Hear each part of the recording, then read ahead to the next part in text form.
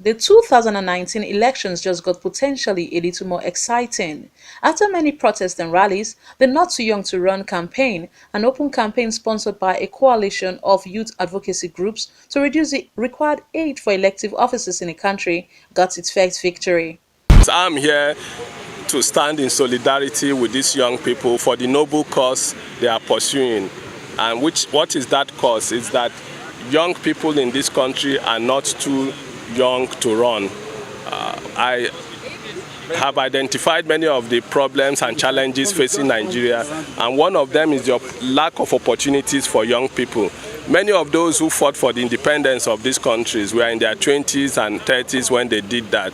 I don't see any reason why at 18, if you can vote, you should be able to be voted for. So basically why I'm here is to support the cause of these young people of our country who have embarked on this process to push for a law that will reduce the elective age for young people in Nigeria. And because the young people are in the majority, it's important that their voices are heard. It's important, let them make the mistake. If people make mistakes, they will learn from it, and they are the future of this country, and I see no reason why they shouldn't be given the opportunity to lead this country.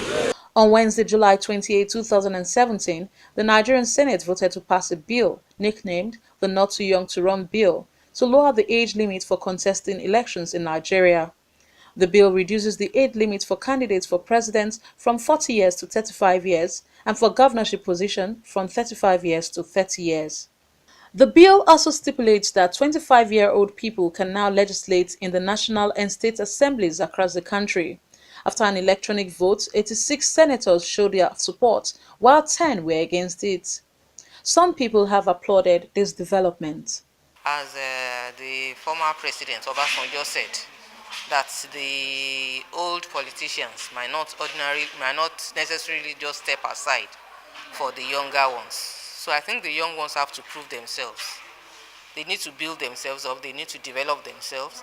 They need to be to know what is important.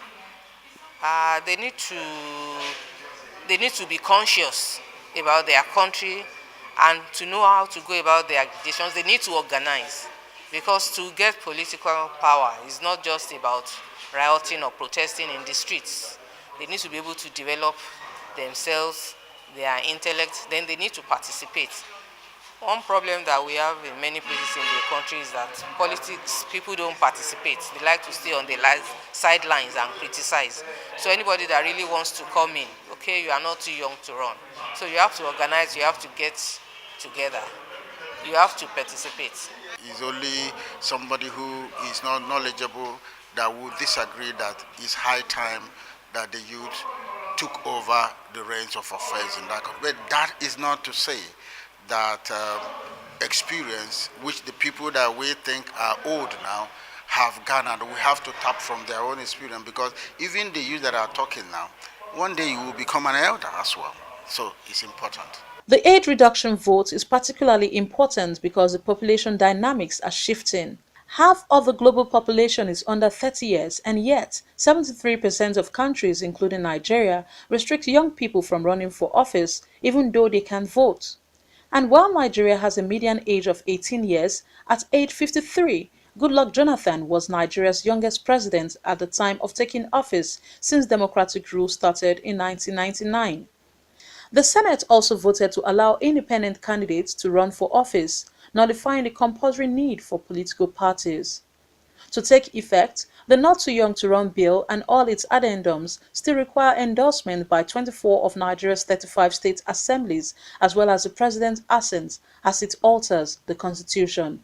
ITOHAN Olomou-AGBODO reporting for Lover Plus News.